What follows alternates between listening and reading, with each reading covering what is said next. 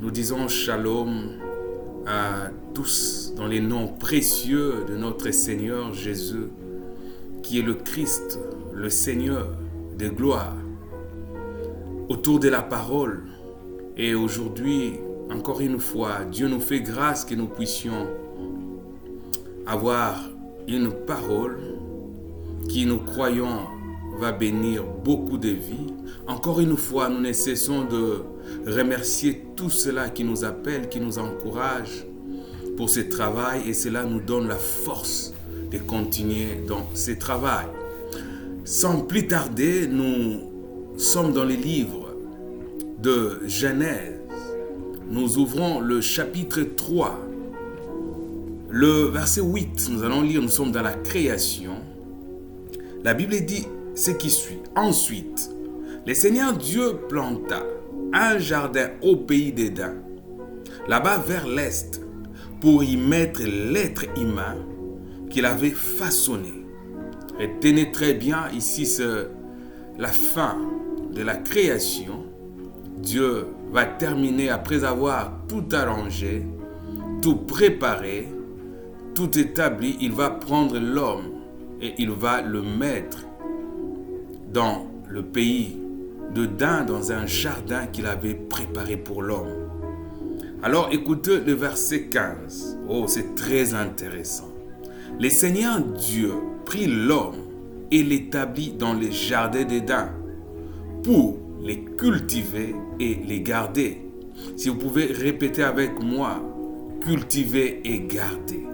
C'est ça le thème de notre message de ce matin, de cet après-midi, de ce soir. Tout dépend de l'heure que vous allez suivre cette vidéo.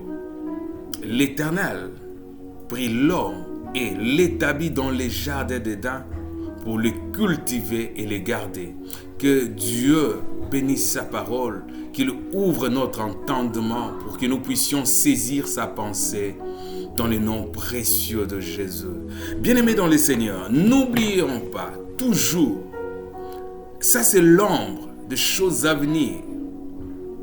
Physiquement, oui, c'est la création, mais derrière, elle cache un message. Nous avons dit, dans tout message, Christ doit être vu.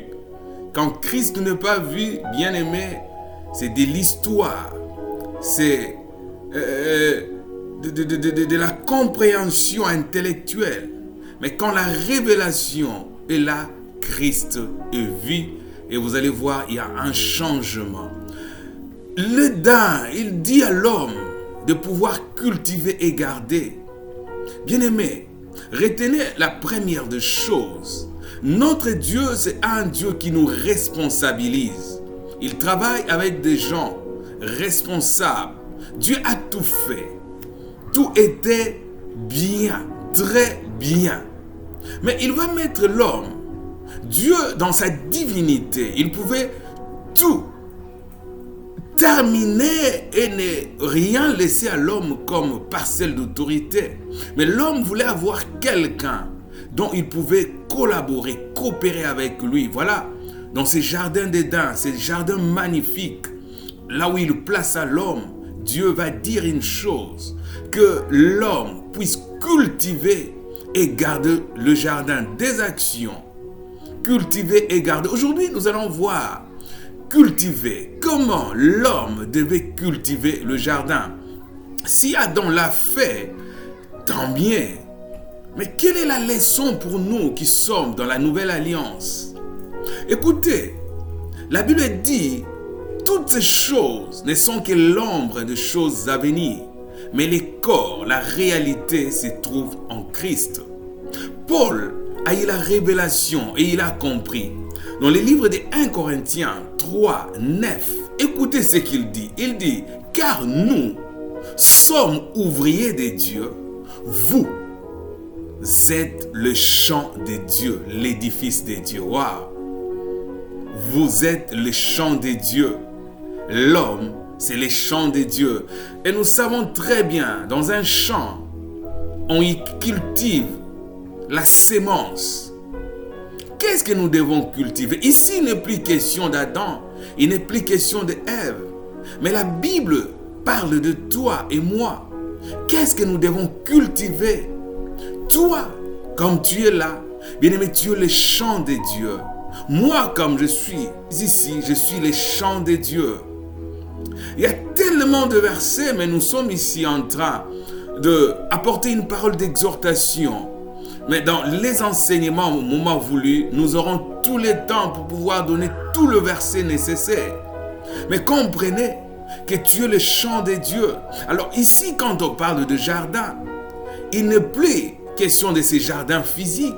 Si tu as un jardin physique chez toi, tant pis, tu peux bien l'aménager, ça c'est pour toi. Mais nous parlons des choses spirituelles. Quel est ce jardin que tu dois cultiver? Si l'apôtre Paul dit que vous êtes des champs de Dieu, nous comprenons que nos vies sont des champs. Nos vies sont de jardins où nous devons cultiver. Et gloire à Dieu, Jésus va donner une parabole. Il donne la parabole du semeur.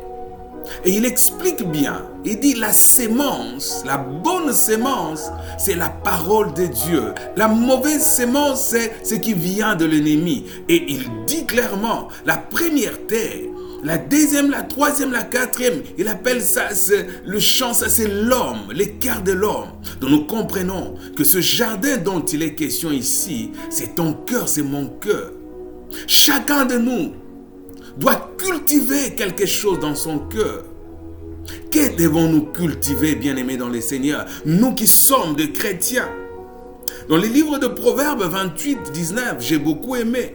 La Bible dit, c'est lui qui cultive son champ en mangera le fruit. Lisez dans beaucoup de versions. D'autres disent, il ne manquera pas de fruits. Mais c'est lui qui s'attache aux futilités, creuse sa misère. Si vous cultivez votre cœur, si vous cultivez votre cœur, bien-aimé, avec la bonne sémence qui est la parole de Dieu, croyez-moi, vous ne manquerez pas le pain. Le pain, c'est la bénédiction. Le pain, c'est les bonnes choses. Bien-aimé dans le Seigneur, celui qui cultive son cœur avec la parole du Seigneur, son champ, qui est son cœur, il cultive, j'allais dire, de bonnes choses. Des bonnes choses dont il est question ici. Bien-aimé, c'est la parole de Dieu. La sémence qui vient de Dieu. Le cœur de l'homme. C'est cette place que chacun de nous doit cultiver. Bien-aimé, rentrons un peu dans un exemple typique. Si nous voyons le champ, quand vous ne cultivez plus votre champ, il y a des herbes sauvages qui aussi poussent. Le devoir de tout un chacun, cultiver, c'est un devoir. Vous devez enlever toute sémence qui peut mettre ou qui peut empêcher la bonne sémence de croître normalement. Voilà pourquoi la Bible dit dans une source, il ne peut pas y avoir des breuvages, de sortes de choses. Voilà pourquoi Dieu dit aux enfants d'Israël que dans un champ, on ne doit pas cultiver des espèces de semences. Il doit y avoir une seule sémence. Ce n'est pas un langage physique. C'est un langage purement spirituel. Que devons-nous cultiver? J'ai bien dit, la parole de Dieu, c'est la bonne sémence. La parole qui vient de Dieu, c'est cette parole, bien-aimée, quand elle est produite en nous. La parole qui vient avec l'inspiration du Saint-Esprit, elle produit en nous le caractère de Christ. Nous reflétons son image. Pas dans une hypocrisie, non. Mais ce sont des choses qui viennent de l'intérieur et qui s'extériorisent. Il dit, Jésus, l'homme bon tire les bons trésors dans son cœur. Les coffres dans son trésor, c'est le cœur de tout un chacun. Bien-aimés dans le Seigneur, c'est une interpellation. Rentrons en nous-mêmes, examinons-nous. Qu'est-ce que nous avons dans nos cœurs? Galates 5, Vous pouvez lire 19, 22, 23, vous pouvez voir. Il parle des œuvres, de la chair. C'est-à-dire les sémences, on appelait ainsi, les sémences qui viennent de l'ennemi. Vous allez voir la haine, la jalousie, toutes ces mauvaises choses, la division. Ce sont des choses qui ne viennent pas de Dieu. Ce qui vient de Dieu, lisez ça dans Galates 5. Vous allez voir, un homme qui cultive son cœur, il va gérer sa paix, peu importe les problèmes qu'il traverse. Bien-aimé, il ne laissera pas être emporté par n'importe quel vent de doctrine. Il va vérifier. Nous sommes jusque là au niveau de cultiver. Nous verrons aussi garder. Qu'est-ce que tu cultives? Quand la parole de Dieu abonde en toi, tu vas commencer à produire les caractères de Christ automatiquement. Ce n'est ni par force, ni par puissance, mais c'est par l'Esprit de Dieu. Bien-aimés, quand nous tournons notre regard vers lui, bien-aimés, nous ressemblons à Christ. Nous commençons à produire des choses. Vous allez voir, les pardons, même si cela a été difficile, vous pouvez pardonner facilement. Vous allez aimer, vous allez donner sans qu'on puisse vous pousser à le faire. Ce sont des choses qui viennent de Dieu, de l'intérieur à l'extérieur. Ce qui est bon. Dieu dit, les jours viennent où j'écrirai mes lois dans vos cœurs. Ça ne sera plus les lois écrites sur des tablettes extérieurement, mais la loi de Dieu, c'est ce que nous disons la loi de l'esprit, est écrite dans nos cœurs et nous produisons ce qui est de Dieu. Bien-aimé dans le Seigneur, il est temps de cultiver ton jardin.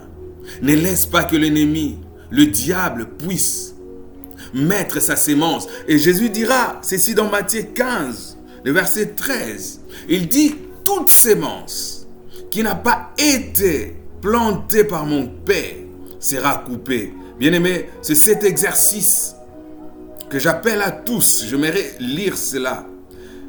Oh, excusez-moi, je suis dans l'autre langue. Oh, alléluia. Toute sémence, toute plante que mon Père n'a pas sémée, que le Père sait que Dieu n'a pas sémé, bien-aimé, doit être déraciné. Qu'est-ce qui est dans ton cœur? Commence à examiner. Un chrétien ne peut jamais avoir la facilité de haïr les gens. Ce n'est pas la sémence de Dieu. Il répondit, toute plante que n'a pas planté mon Père, qui est au ciel, sera arrachée. Bien-aimé, le temps est venu de faire cet exercice. Commence à arracher toute plante que le Père n'a pas sémée dans ton cœur. Arrache les discordes, les divisions, les calomnies, la haine, les doutes, la peur, la jalousie, l'hypocrisie, toutes ces choses que le Père n'a pas plantées. Le temps est arrivé. Nous devons laisser la place à la bonne sémence, l'amour, la joie, la fidélité, la paix. Toutes ces bonnes choses qui viennent de Dieu doivent remplir nos cœurs. Que la parole de Dieu habite abondamment en nous. Et nous allons produire les œuvres de l'Esprit. Et le monde saura que nous sommes de Dieu. Que Dieu vous bénisse et bénisse vos familles dans le nom précieux de Jésus, qui est le Christ, notre Seigneur et Sauveur. Amen.